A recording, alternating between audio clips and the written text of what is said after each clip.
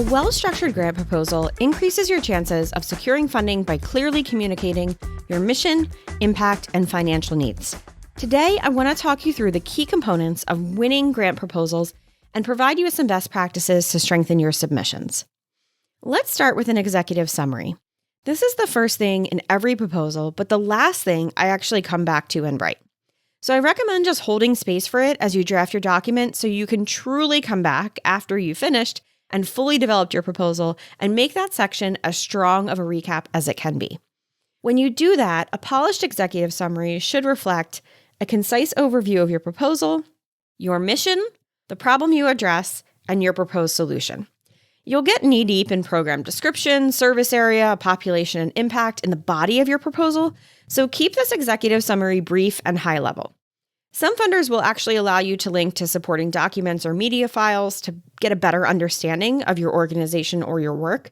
So I always encourage doing that if you already have really solid supporting materials prepared to share. You also want to highlight your key outcomes and funding needs. What is it that you do remarkably well, and what funding do you need to continue to do it? A really concise example of an executive summary in just 2 sentences could be, our organization empowers underprivileged youth through STEM education. With $50,000 in funding, we can expand our program to serve 200 more students, equipping them with critical skills for future careers. Once we've nailed that executive summary, we're going to go more deeply into our statement of need. Here, we're going to clearly define the problem that our project addresses and the critical need that we meet. We're going to use data and research to support our claims and show them the numbers. What impacts have we been able to achieve? We also want to demonstrate the urgency and significance of our work. Why is this work necessary? Why are we the people to do it? And why does it need to be done right now? And be direct when you're describing the need. Instead of saying many students struggle with STEM subjects, which is vague and not quantifiable, even if the reader assumes that it's actually true, say, in our community, 65% of students score below proficiency in math and science, limiting their career prospects. Make it quantifiable. Next, you'll want to dig into your project description and goals. Outline your project's objectives and expected outcomes and provide a step-by-step implementation plan, including a timeline for achieving your goals. A best practice here is to use SMART goals. SMART, of course, stands for specific, measurable, achievable, relevant, and time-bound. The transparency of SMART goals can help strengthen your proposal. And then move on to describing your budget that you're going to need to get your work done and the financial justification for how you calculated those dollars. You want to be exceptionally transparent here. Provide a detailed breakdown of how funds will be used. Here we might say something like $20,000 will be allocated for teacher salaries, ensuring qualified instructors provide hands-on STEM education. Justify any costs you list with explanations of necessity and impact, and highlight any matching funds or in-kind contributions that you know you have. Some grant applications do require awardees to have matching funds, so be sure you're clear about that before you craft your proposal and work out your budget.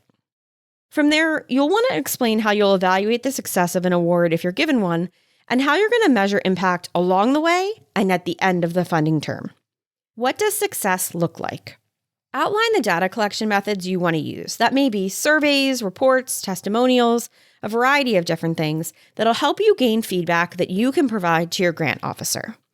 You'll want to explain how results will be formally reported back to that funder.